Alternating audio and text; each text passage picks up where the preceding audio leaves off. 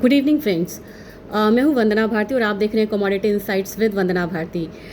जिस बात का थोड़ा डर था वही हुआ है। मॉर्निंग सेशन में मैंने ये कहा था कि शाम में डेटा नेगेटिव है। अगर शाम में डेटा नेगेटिव आता है तो गोल्ड यहाँ पे फिर से कंफर्ट जोन में जाके बैठेगा और वो है $3200 से ऊपर। तो आज फिर इसने वही किया है और कुछ डेटा जो है जो मैं आपको बताना चाह रही हूँ, जितना भी गैप डाउन ओपनिंग हुई थी और जितना भी गैप था उसको फिल करके अब ये ऊपर की तरफ ट्रेड हो रहा है। रीज़न है यहाँ पे कि कोर रिटेल सेल्स डेटा वो ख़राब आया, पीपीआई यहाँ पे ख़राब आया, फिलाडेल्फिया भी यहाँ पे नेगेटिव में है, इनिशियल जॉबलेस क्लेम भी यहाँ पे नेगेटिव है। इसके अलावा क्या हुआ जिसकी वजह से गोल्ड में एक जो सेलिंग प्रेशर बाइंग जो है वापस आया है, सेलिंग प्रेशर यहाँ पे ख़त्म होता हुआ दिख रहा है। इसके अलावा है कि इक्विटी में फॉल आया है, यहाँ पे इक्विटी मार्केट में एक फॉल है और ट्रम्प के बयान आते रहते हैं, उसके अकॉर्डिंग यहाँ पे मार्केट मूव करती है। इसके बाद आपको थोड़ा सा प्रॉफिट बुकिंग आया है बिटकॉइन में। ये सारे यहाँ पे फैक्टर्स जो हैं वो गोल्ड को सपोर्ट करता हुआ नज़र आया। लेकिन अब देखना है कि कल के मार्केट में 3200 से ऊपर यहाँ पे गोल्ड स्टेबल होता है या फिर नीचे की तरफ आता है। लेकिन एक चीज़ मैं यहाँ पे आपसे बोलना चाहूँगी, इसने 3200 को क्रॉस करके नीचे एक क्लोजिंग भी दी है, तो मेरे ख्याल से अब यहाँ पे थोड़ा सा अपसाइड आएगा। तो जो हमारा हमने पीक जो 3500 का था वो हमने देख लिया हुआ है, 1,02,000 का पीक हमने MCX पे देख लिया हुआ है। फिलहाल के समय में मुझे नहीं लग रहा कि वो ब्रीच होगा, धीरे धीरे नीचे आना चाहिए। आज के मार्केट में बोलना चाहूँगी कि 3207 यानी कि $3207 यहाँ पे गोल्ड आपको आ रहा है और $19 ऊपर है, जो कि नीचे आज आया हुआ था $50-60 तक ये नीचे आया था।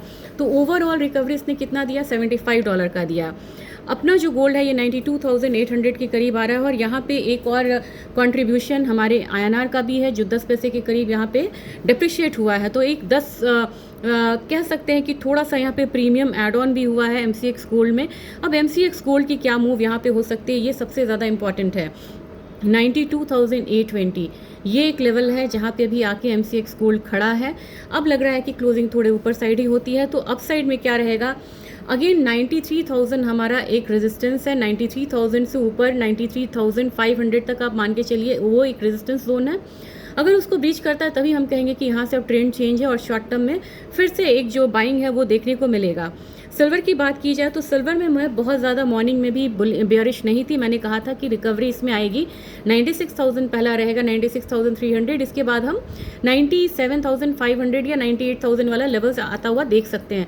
तो सिल्वर में ऐसे में बहुत ज़्यादा बेयरिश नहीं थी और मैंने कहा था कि 94,140 से नीचे अगर ये कमोडिटी ट्रेड नहीं होती है तो यहीं से रिवर्स लेगा। तो रिवर्स सिल्वर ने भी लिया और गोल्ड ने भी लिया।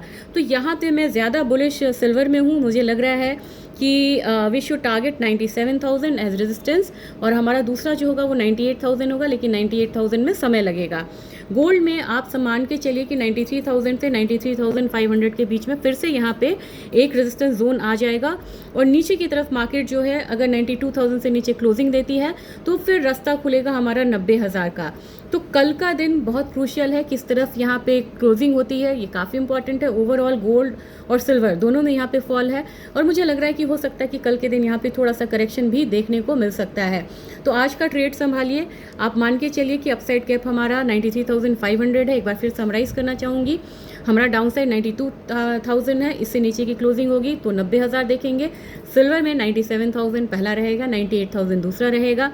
अगर यहाँ पे 94,000 से नीचे की क्लोजिंग होती है तभी जाके हम 92,500 के करीब देख सकते हैं। जाने से पहले मैं क्रूड के बारे में ज़रूर बोलना चाहूँगी।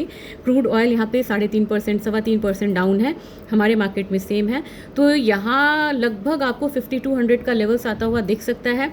कल के दिन में एक बाउंस आ सकता है, वो मुझे भी यहाँ पे लग रहा है।